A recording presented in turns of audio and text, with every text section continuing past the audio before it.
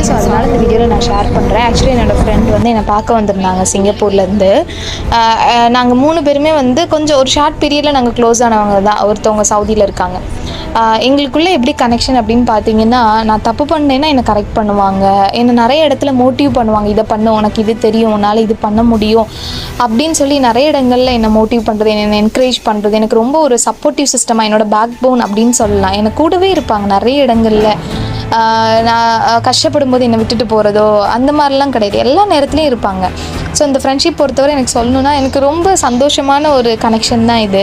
எல்லா இடத்துலையும் எல்லா விஷயங்களும் நான் ஷேர் பண்ணலாம். எங்களுக்குள்ளே எதுவும் ஒளிவு மறைவு அப்படிலாம் இருக்காது.